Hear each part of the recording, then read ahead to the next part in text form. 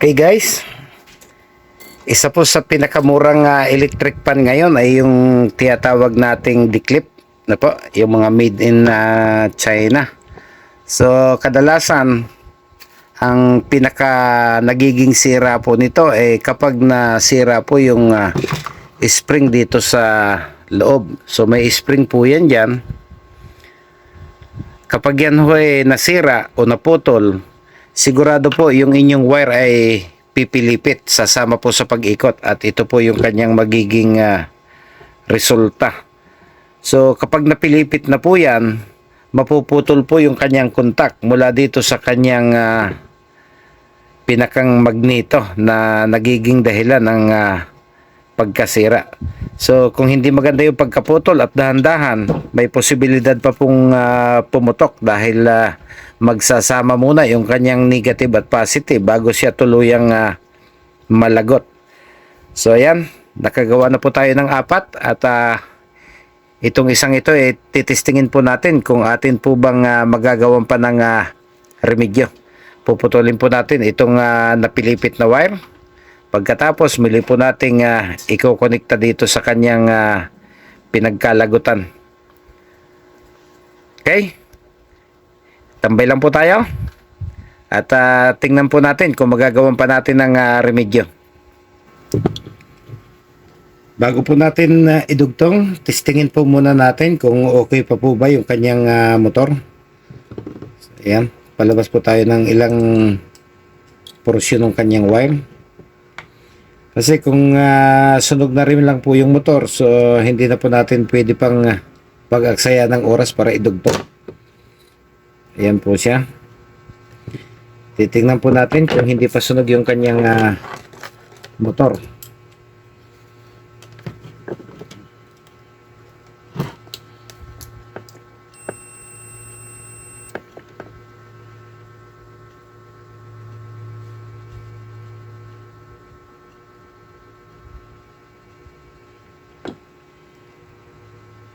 Okay, so far okay pa naman po siya. So pwede pa nating pag-aksaya ng oras para idugtong. Maganda pa po yung reading ng kanyang motor. So pwede pang pagsayangan ng pag-aksayahan ng oras para idugtong na muli. Okay, putulin po natin yung bahaging napilipit. Ayan. Tanggalin po natin siya.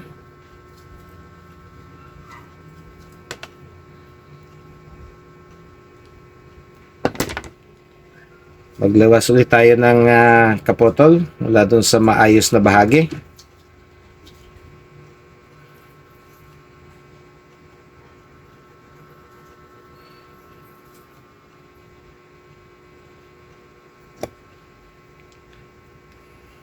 Okay. Mali, magpalabas po tayo ng maayos na dulo para mapagkunan po natin ng contact sa tester.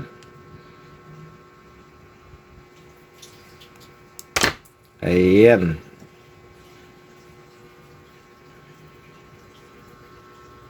Pagkatapos, iset po natin ito sa on position. Ayan.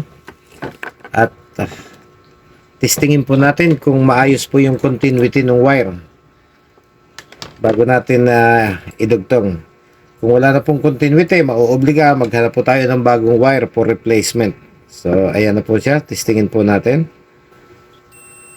So ayun, yung isang common po, may continuity pa siya hanggang sa kabilang dulo. Testingin po natin yung kabila.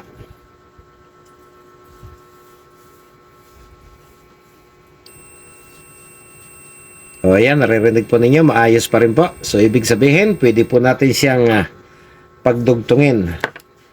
Dahil nakita na po natin okay pa yung linya, ang ating pong isusunod ay pagdudugtungin po natin siya na magkaroon ng contact mula dun sa motor patungo dun sa plug ng kuryente.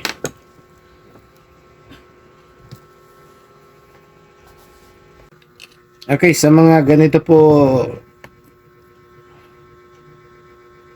kahigpit yung espasyo ng ating paghihinangan, huwag po kalilimutan na maglagay po tayo ng sinkable hose para hindi na ho tayo mahirapan pang maglagay ng electrical tape. Ayan. Huwag po nating kaliligtaan. Pag ganito po kasi kaiksi yung espasyo, mahihirapan na po tayong maglagay pa ng electrical tape. Ayan. Tapos i-fix po natin yung bahagi na hihinangin.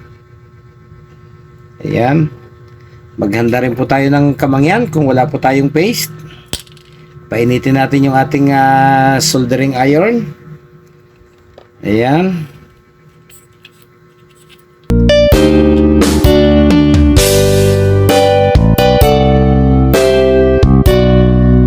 Pag wala po kasing soldering paste, mahirap po magpadikit. Ayan. Kaya kamangyan po yung ating gagamitin.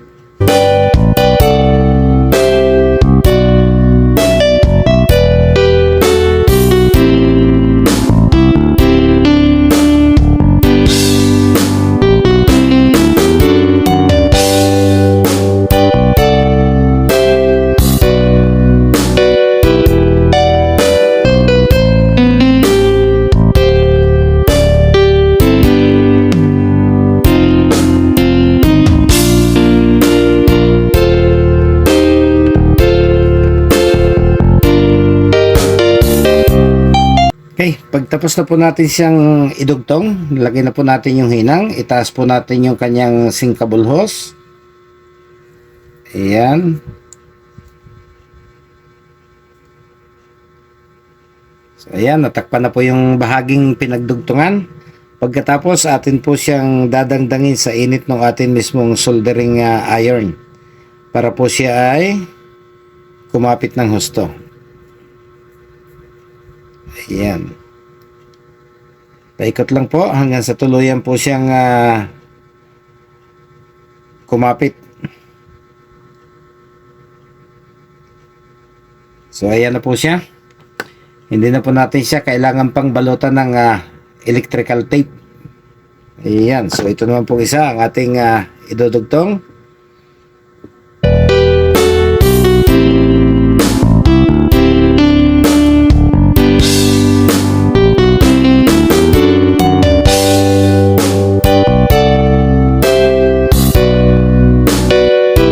Lagyan po ulit natin ng sinkable tube.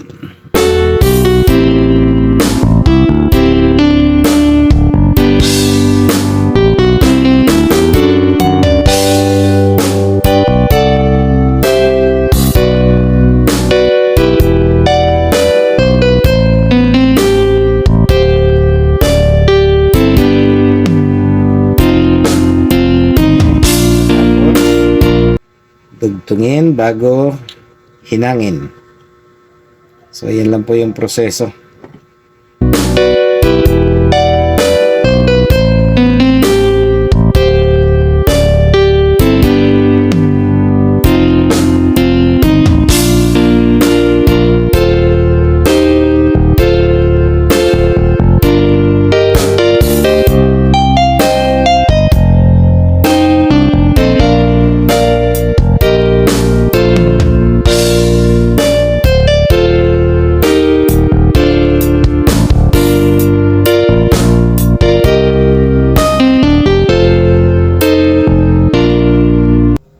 Kapag nagawa na po nating lahat yung dapat hinangin at balutin, so ihanap na po natin siya ng magandang posisyon para atin po siyang maibalik dun sa dati niyang pwesto.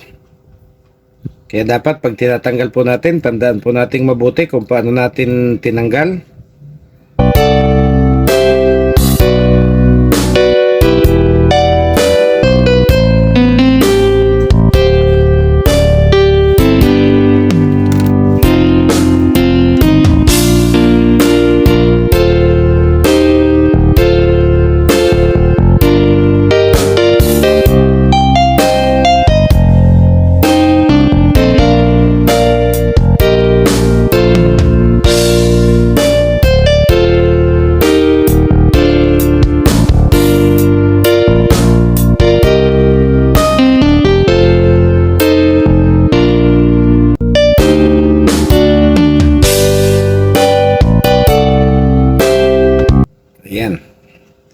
po natin.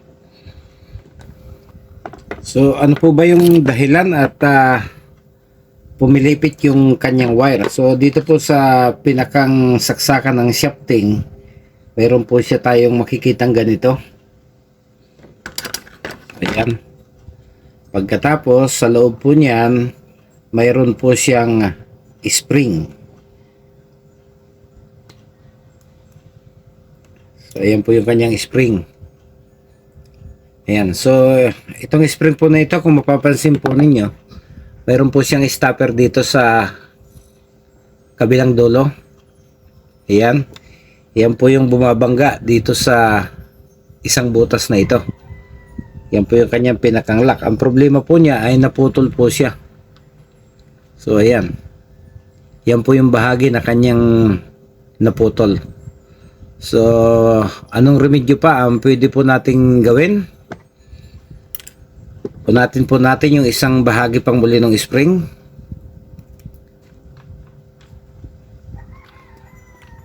So ayan po siya.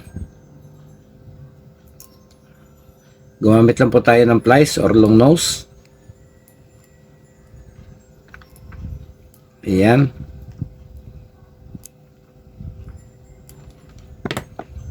So ayan na po siya. Pagkatapos, gagayahin po natin siya na magkaroon muli ng kaunting bahagi na nakatayo para magamit po natin siyang pinakang panibagong lock. So ayan po siya.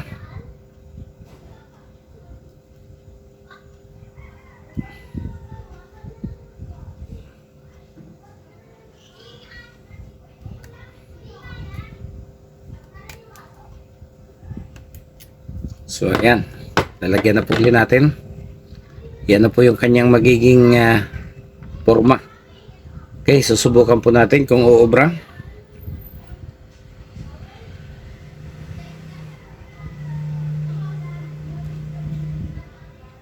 Yan, ilulusot lang po natin ito dito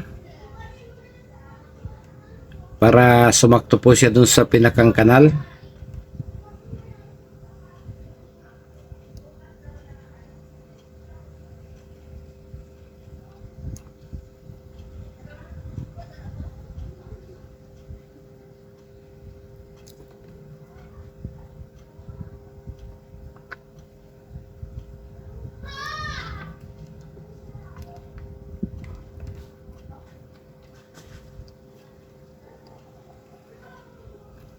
Ayan, kita na po natin, nakausli na po yung kabilang dulo. Yan, yan po yung kanyang pinakang stopper. Tapos, ito po ay ating ibabalik ng maayos.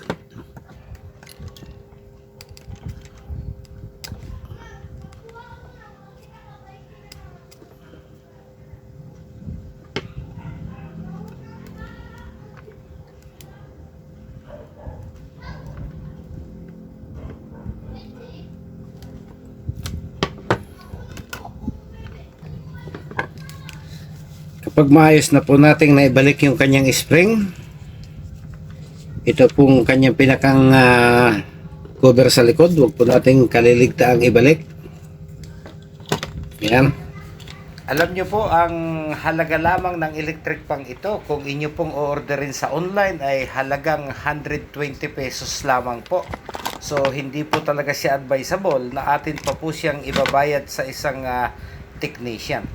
Pero yung 120 is 120, sayang naman po. Kung kaya dapat matuto po tayo na magremedyo dahil kung po pwede pa naman pong gawa ng paraan, 2 kilong bigas din po yung halaga ng 120 pesos.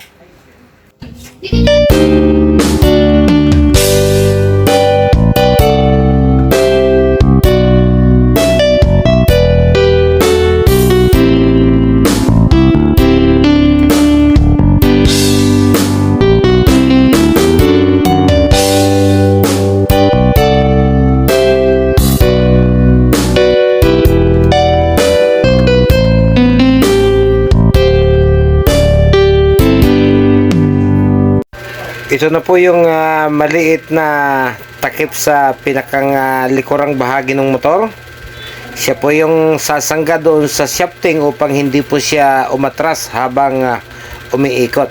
So yung tinuwid po nating bahagi ng spring kanina, may maliit po yung butas na dapat po maipasok po siya dyan sa pinakang backing plate na yan. Dahil yan po yung magpipigil na magbago po ng direksyon yung ikot ng ating electric fan, na siya pong nagiging dahilan kung bakit napipilipit at napuputol po yung ating electrical wire. Pag nagawa na po nating i-fix yung likod na bahagi, ang atin pong isusunod ay ibabalik po natin yung ating pinutol na wire patungo po doon sa kanyang original na kinalalagyan. So ito po yung nakatago doon po mismo sa loob ng kanyang pinakang stand para malinis po siyang tingnan. Kaya muli dapat ibalik po natin siya doon. Doon po sa magtatanong bakit kailangan pa po nating putulin yung buo namang wire. So alam nyo po kasi mayroon po yung switch at saka plug. So hindi po siya magkakasya sa oras po na hininang natin yung dulong bahagi, ay hindi po natin mailulusot mula doon sa motor papasok po doon sa kanyang shafting. Kaya po mas madaling gawin kapag pinutol po natin siya at idugtong na lang muli pagkatapos po nating mahinang yung mga bahaging idinugtong natin.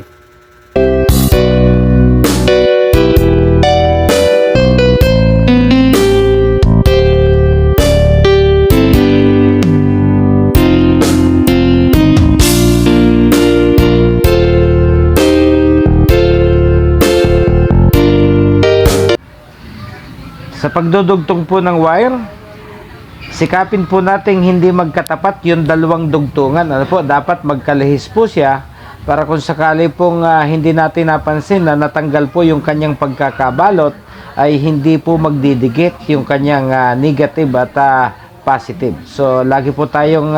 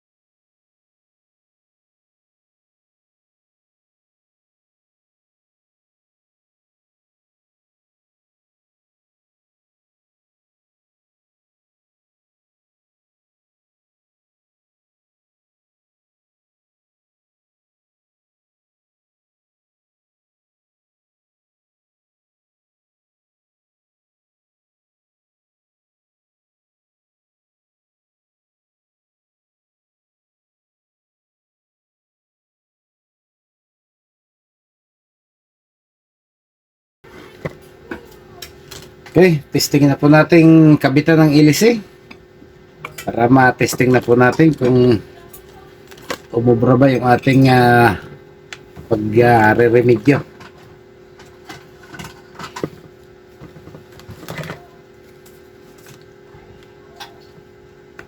Okay, so kompleto na po siya. Bago natin i-fix ng husto yung pagkakadugtong, testingin po muna natin. Ayan, i-off setting po natin. Ayan, pagkatapos saksak po natin. Ayan, pagkatapos testingin po natin kung uubra ba. Okay,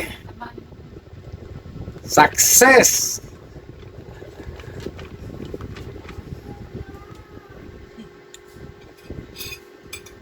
So, ganun lang po kasimple. Pero kung wala po kayong idea tungkol sa electrical, wag na wag po ninyong susubukan. Hindi na hubaling kayo magastusan, kaysa po tayo madisgrasya at masunugan. Delikadong delikado po pag wala po kayong ka-idea sa electrical. Pagkatapos ay atin pong papangahasan. Hanggang sa muli po. Bye-bye!